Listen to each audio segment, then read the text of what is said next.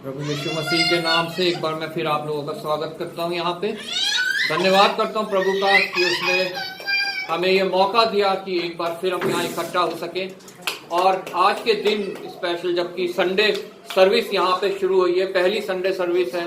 मैं आप सबका धन्यवाद करता हूँ कि आप लोगों ने ये सुंदर समय को समझा, प्रभु की उत्तम समय को समझा, उसकी आवाज को सुना और यहाँ उपस्थित हुए हैं। विशेष धन्यवाद करता हूं मैं प्रभु का कि उसकी पवित्र आत्मा हमारे बीच में है। उसके वादे के अनुसार जैसा उसने कहा, जहां 2 या 3 मेरे नाम से इकट्ठा है, मैं उनके बीच में उपस्थित होऊंगा। और हम तो यहाँ 2 या 3 से कई ज्यादा हैं। हालेलुया। अब समय है जबकि हम वचन पढ़ेंगे, मनन करेंगे। और ये मनुष्य के जीवन में सबसे उत्तम समय है जब हम प्रभु के चरणों में बैठते हैं। प्रभु ने इस समय को जो है सबसे उत्तम ठहराया है, हमारे लिए सबसे उत्तम कार्य ठहराया है। जब प्रभु मरियम के घर में गए तो वहां पे उसकी बहन मार्था जो है वो खाना बनाना और बाकी उसकी सेवा करने लगी, लेकिन मरियम उसके चरणों में बैठ के उसका वचन सुनने लगी। और प्रभु ने, जब मार्था घबरा गई कि मेरी तो ये सहायता कर ही नहीं रही है मेरी बहन की, मैं प्रभु के लिए खाना बनाऊं, खिलाऊं पिलाऊं उसे, लेकिन प्रभु ने क्या कहा उससे, हे मार्था तू व्यर्थ चिंता करती है। मरियम ने तो सबसे उत्तम बात को चुन लिया है कि वो मेरे चरणों में बैठी है। हालेलुया। मसीह सेवकाई खाना खिलाने पिलाने की नहीं है, मसीह सेवकाई है प्रभु के वचन को सुनना, मनन करना और उस पे चलना। हालेलुया। इसलिए इस समय को हमें सबसे उत्तम समय मानना है, क्योंकि प्रभु ने खुद कहा है, परमेश्वर के वचन में लिखा है, मैंने अपने बड़े नाम से बढ़कर अपने वचन को महत्व दिया है। Praise Lord. आज जैसा कि हमने वचन में पढ़ा, हम सब जब वचन पढ़ रहे थे तो हमने यहाँ पे 2 भंडारियों के विषय में पढ़ा। एक पुराने नियम में दानियेल की पुस्तक उसका 6वां अध्याय 1 से 11 तक में, और एक लूका रचित समाचार उसका 16 अध्याय 1 से 14 तक में। हालेलुया। यहाँ पे 2 भंडारियों के विषय में लिखा हुआ है। एक भंडारी प्रभु का भय मानने वाला है और एक भंडारी जो है वो संसार से प्रेम करने वाला है। हम उनमें से कौन से भंडारी हैं, हमें अपने आप को जांचना है। प्रभु का वचन यहाँ पे कहता है, लूका रचित सुसमाचार उसका 16 अध्याय उसकी 13वीं आयत में, कोई दास 2 स्वामियों की सेवा नहीं कर सकता, क्योंकि वह तो एक से बैर और दूसरे से प्रेम रखेगा, या एक से मिला रहेगा और दूसरे को तुच्छ जानेगा। तुम परमेश्वर और धन दोनों की सेवा नहीं कर सकते। आज हमें यह जांचना है, अगर हम अपने जीवन को, अपने भंडारीपन को सांसारिक रीति से चलाते हैं कि प्रभु की इच्छा से चलाते हैं। अगर हम सांसारिक रीति से चलाते हैं, धन की सेवा करना मतलब है अपने आप को संसार की रीति से चलाना, सांसारिक भौतिक चीजों के ऊपर ध्यान देना, उनसे खुश होना, उनसे आनंदित होना, उनको सोचना कि यह जो है ये हमें आराम देंगे, हमें आनंद देंगे, हमें शांति देंगे। और परमेश्वर की सेवा करने का मतलब है कि हमें सिर्फ और सिर्फ अपने सृष्टिकर्ता पर भरोसा रखना, उस पर विश्वास रखना कि जो कुछ हमें मिलेगा इस संसारिक जीवन में वो परमेश्वर की ओर से मिलेगा, उसके समय पे मिलेगा, और वो ही हमारे लिए सबसे उत्तम होगा, वो ही हमें आनंद देने वाला होगा, हमें शांति देने वाला होगा। और उसके अलावा हमें अनर्थ कमाई कुछ भी नहीं चाहिए। हालेलुया। अनर्थ कमाई सिर्फ धन कमाना नहीं है, अनर्थ ये भी है कि हम क्या देखते हैं, क्या बोलते हैं, क्या सुनते हैं, कहाँ उठते हैं, कहाँ बैठते हैं, हम अपने अकेले समय पे क्या करते हैं। ये सब बातें भी अनर्थ कमाई हैं, जो हमारे जीवन को अंधकार की ओर ले जाती हैं, जो हमारे जीवन को नाश करती हैं, जो शैतान के राज्य में हमें पहुंचा देती हैं, उसका पात्र हमें बना देती हैं। लेकिन प्रभु का वचन कहता है हमें उसका पात्र नहीं बनना है। यहाँ दानियेल की पुस्तक उसके 6 अध्याय 3 आयत हमने पढ़ी मेमोरी वर्स की तरह। जब यह देखा गया कि दानियेल में उत्तम आत्मा रहती है, जब यह देखा गया दानियेल में उत्तम आत्मा रहती है। हम सब जिन्होंने वचन पढ़ा है, हम दानियेल के बारे में जानते हैं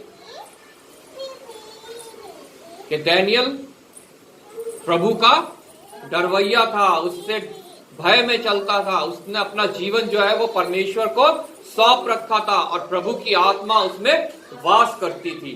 और यहाँ पे दारा राजा जो है, ये देखकर जब यह देखा गया कि दानियेल में उत्तम आत्मा रहती है। हमारे जीवन में लोग क्या देखते हैं आज? उस उत्तम आत्मा को देखते हैं कि संसारिक आत्मा को देखते हैं, शारीरिक आत्मा को देखते हैं। यह हमें खुद जांचना है कि हमारे जीवन में लोग क्या आज देखते हैं और हमारे जीवन में क्या दिखाई देना चाहिए। दानियेल की तरह वो उत्तम आत्मा दिखाई देनी चाहिए या इस दुष्ट भंडारी की तरह जिसका जिक्र लूका रचित सुसमाचार उसके 16वें अध्याय में है, वाली आत्मा हम में दिखाई देनी चाहिए। दुष्टता की आत्मा, अधर्म की आत्मा, अनर्थ कमाई की आत्मा। जब यह देखा गया कि दानियेल में उत्तम आत्मा रहती है, तब उसको उन अध्यक्षों और अधिपतियों से अधिक प्रतिष्ठा मिली। अगर पवित्र आत्मा हमारे अंदर है तो निश्चय मनुष्य हमें प्रतिष्ठा देंगे, और अगर अनर्थ की आत्मा हमारे अंदर है, शैतान की आत्मा हमारे अंदर है, तो हमें प्रतिष्ठा कभी भी नहीं मिलने पाएगी। हाँ, हो सकता है सामने सामने लोग आपकी को चपलूसी करें, आपकी बटरिंग करें, लेकिन पीठ पीछे जो है वो आपकी बुराई ही करेंगे। हालेलुया। जैसे यहां पे हमने देखा, पढ़ा कि उस भंडारी ने क्या करा, जो राजा के देनदार थे, जिन्होंने राजा को कर्ज देना था, उनसे जाके वो मिल गया और उनको उस गलत कार्य करने को कहा जिससे उसकी कमाई हो सके। हालेलुया। 6 अध्याय में लिखा है, उसने कहा 100 मन तेल, एक को 100 मन तेल देना था। तब उसने क्या कहा, उससे कहा अपना खाता बाही ले और बैठकर तुरंत 50 लिख दे।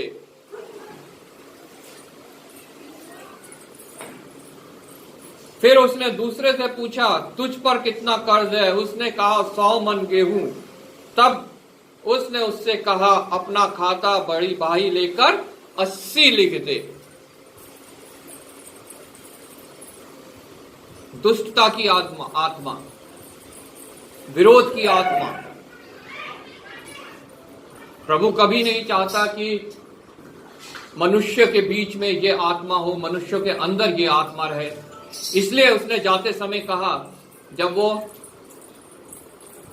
क्रूसिफिकेशन होने वाला था, उसे सलीब पे चढ़ाया जाना था, उसने अपने आप को एक बलि के रूप में सौंप दिया था। तब उसने अपने चेलों से कहा कि मैं जाता हूं और तुम्हारे लिए एक सहायक भेजता हूं, और वो सहायक है यही आत्मा जिसके बारे में यहां दानियेल में लिखा हुआ है कि दानियेल के अंदर उत्तम आत्मा रहती थी। और जब यह देखा गया कि दानियेल में उत्तम आत्मा रहती है, तब उसको उन अध्यक्षों और अधिपतियों से अधिक प्रतिष्ठा मिली। वरन राजा यह भी सोचता था कि उसको सारे राज्य के ऊपर ठहराए। हालेलुया। अगर हमने उत्तम प्रतिष्ठा पानी है तो हम में वो आत्मा होनी बहुत जरूरी है।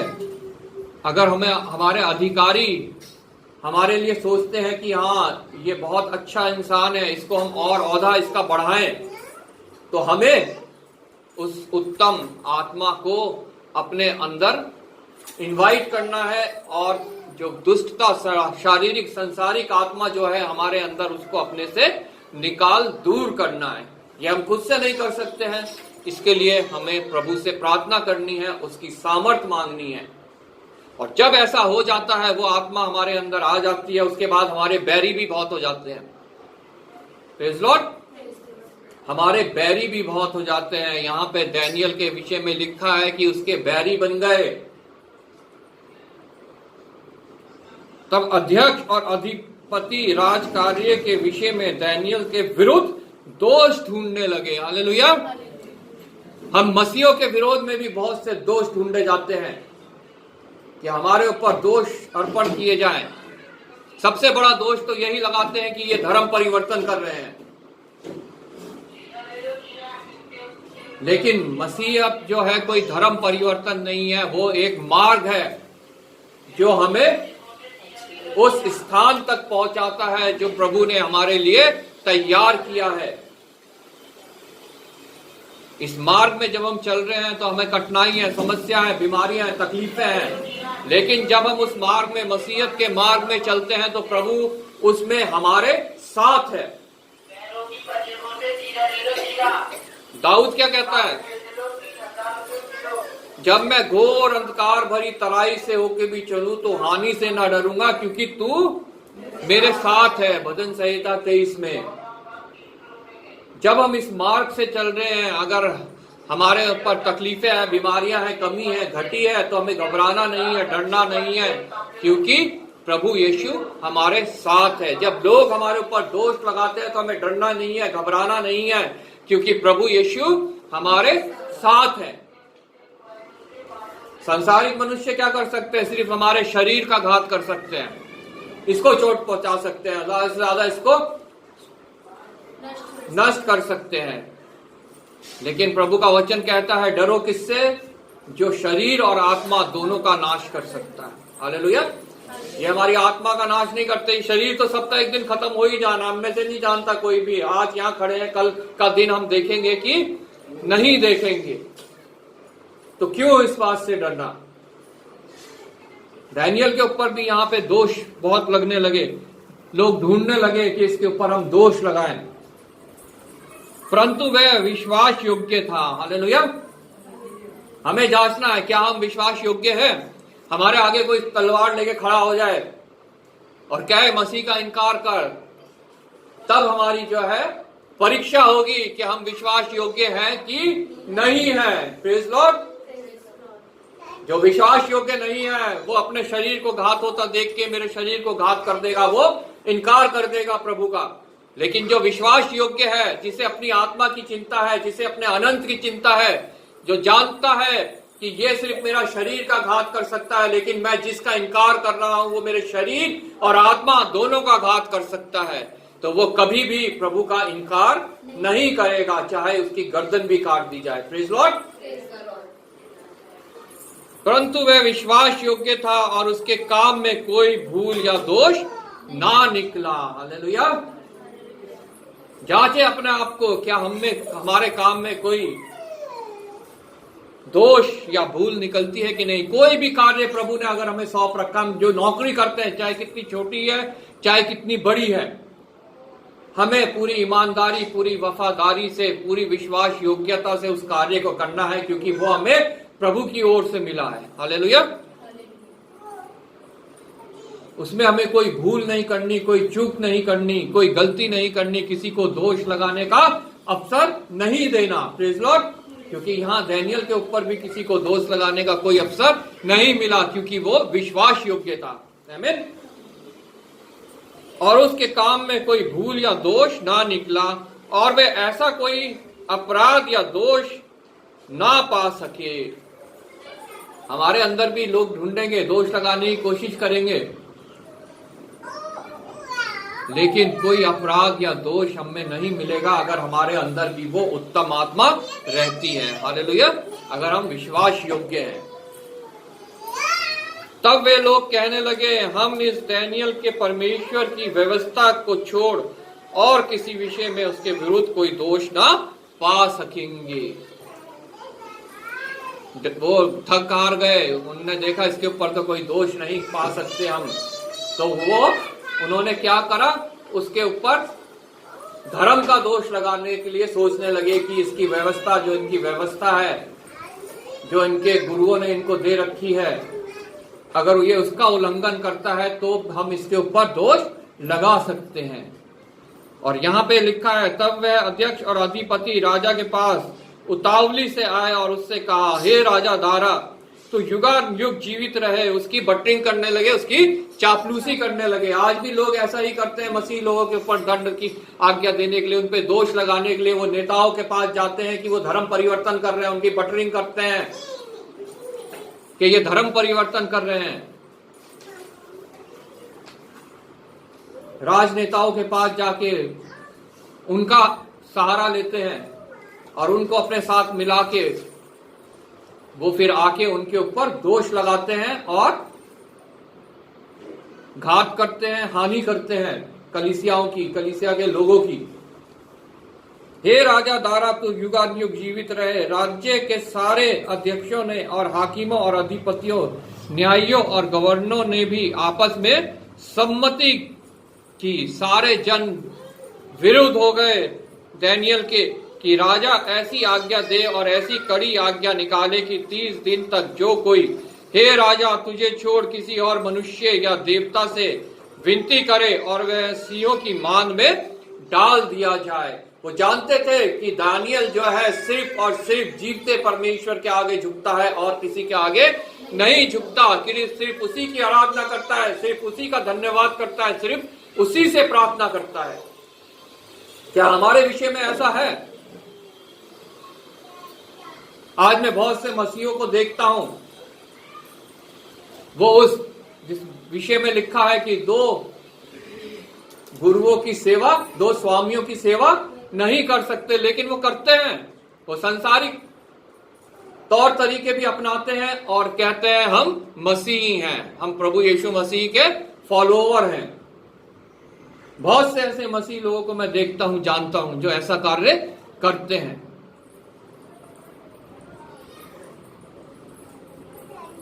वो विश्वास योग्य नहीं है।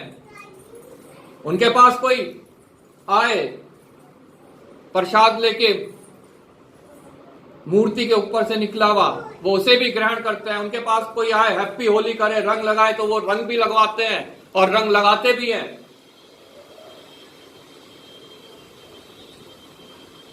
मनुष्यों को खुश करने वाले। लेकिन संत पौलुस कहता है, अगर हम मनुष्यों के खुश करने वाले बनेंगे तो हम स्वर्ग राज्य में नहीं पहुंच सकते। वो कहता है, मैं मनुष्यों को खुश करने वाला नहीं बल्कि परमेश्वर को खुश करने वाला हूं। मैं विश्वास योग्य हूं। यहां दानियेल भी विश्वास योग्य है। हालेलुया। उसके विरुद्ध दोष लगाने के लिए यहां पे षड्यंत्र रचा जा रहा है, जैसा आज एक सच्चे मसीह के ऊपर दोष लगाने के लिए षड्यंत्र रचा जाता है। हालेलुया।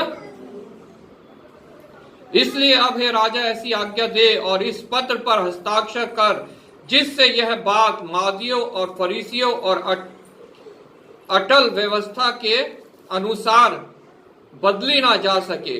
तब दारा राजा ने उस आज्ञा पत्र पर हस्ताक्षर कर दिए।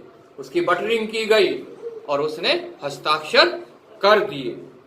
जब दानियेल को मालूम हुआ कि उस पत्र पर हस्ताक्षर किया गया है, तब वह अपने घर में गया और जिसकी उपरोटी कोठरी की खिड़कियां यरूशलेम की ओर खुली रहती थी, और अपनी रीति के अनुसार जैसा वह दिन में 3 बार अपने परमेश्वर के सामने घुटने टेक कर प्रार्थना और धन्यवाद करता था, वैसा ही तब भी करता रहा। हालेलुया।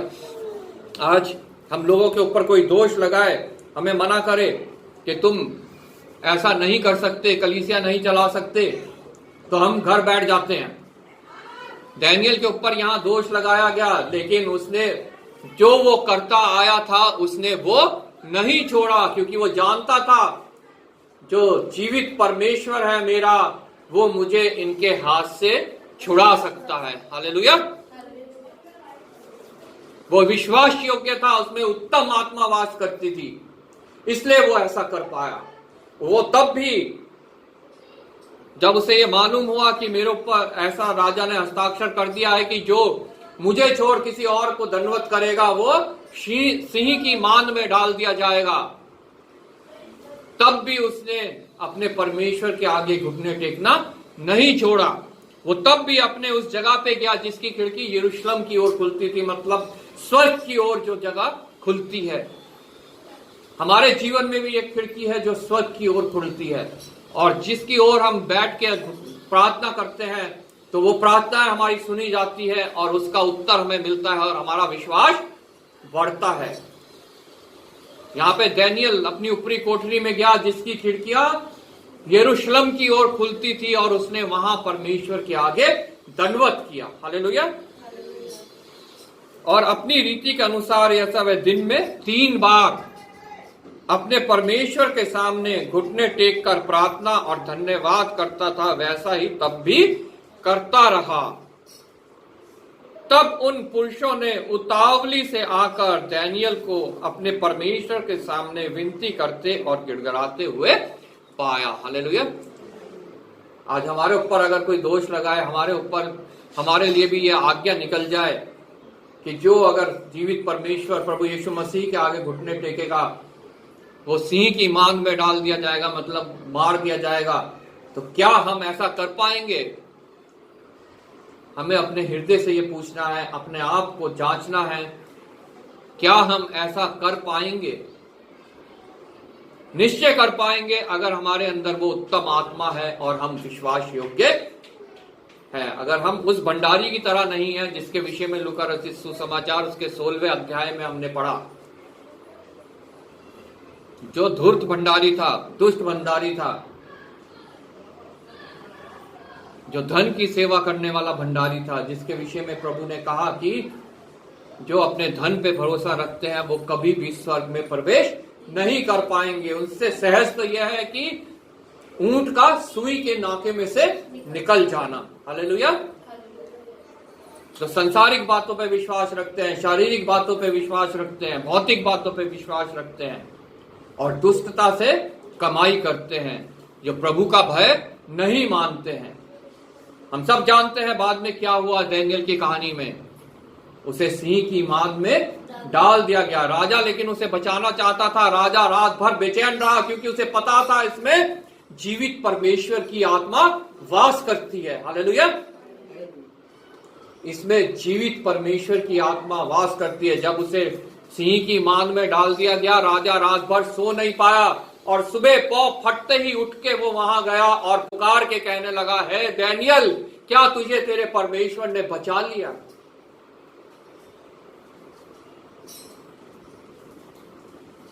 प्रभु परमेश्वर यीशु मसीह जीवित परमेश्वर, उसने क्या करा?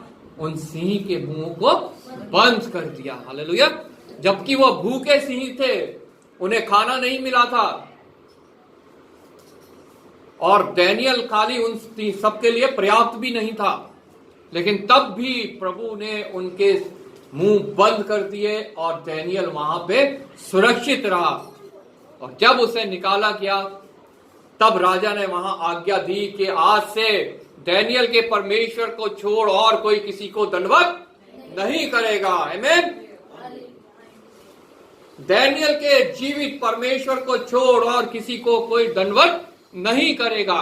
और जितनों ने उसके ऊपर दोष लगाया था उन सब के लिए दंड की आज्ञा दी कि इन सबको सिंह की मांद में डाल दिया जाए। और तब क्या हुआ? वो नीचे तले तक पहुंच भी नहीं पाए थे कि सिंहों ने उन्हें चीड़ फाड़ दिया, खा गए, उनकी हड्डी तक भी नहीं छोड़ी। तो फिर क्यों हम भय खाते हैं? फिर क्यों हम डरते हैं? वो इसलिए क्योंकि हम कंफ्यूज रहते हैं संसारिक और परमेश्वर की ओर। संसार की ओर जाए, परमेश्वर की ओर जाए। जो एक स्थिर निश्चय निर्णय ले लेता है कि मुझे परमेश्वर की ओर ही जाना है, उसके अंदर उत्तम आत्मा वास करती है, वो विश्वास योग्य होता है और वो डरता नहीं है। प्रभु का वचन हमें सिखाता है कि हमें दानियेल की तरह बनना है, ना कि उस दुष्ट भंडारी की तरह। इसके लिए सामर्थ हमें प्रभु देता है पवित्र आत्मा के रूप में। जो उत्तम आत्मा दानियेल के अंदर थी, जो विश्वास योग्यता दानियेल के अंदर थी, क्या वो हमारे अंदर अभी है कि नहीं, हमें जांचना है। और अगर नहीं है तो हमें उस ओर बढ़ना है, ताकि वो आत्मा हम पाके विश्वास योग्य बन सके और डैनियल की तरह सदैव अपने जीवित परमेश्वर को धन्यवाद कर सके, उसका धन्यवाद कर सके। और तभी फिर हमारी प्रार्थनाएं सुनी जाती हैं और आश्चर्य कर्म और चिन्ह प्रकट होते हैं। जब हम इस पृथ्वी पर रहते हुए हमें और बहुत सी बातों की जरूरत होती है, आश्चर्य कर्म चिन्ह जो परमेश्वर हमारे बीच में प्रकट करता है, हमारी बीमारियों को चंगा करता है, हमारे फाइनेंशियल कंडीशंस को सुधारता है, हमारे रिश्तों को सुधारता है और हमें उस ओर ले चलता है, हमारा हाथ थाम के, जो प्रभु ने हमारे लिए तैयार किया है। जिस शुरू में मैंने बताया था, मैं जाता हूं और तुम्हारे लिए जगह तैयार करता हूं, और इसके उस जगह तक पहुंचने के लिए हमें उस आत्मा की जरूरत है जो प्रभु ने हमारे लिए भेजी है। हालेलुया। प्रभु आप सबको इस वचन के द्वारा आशीष दे। मैं रिक्वेस्ट करूंगा चंचल से वो प्रार्थना में अगुवाई करे वचन के लिए और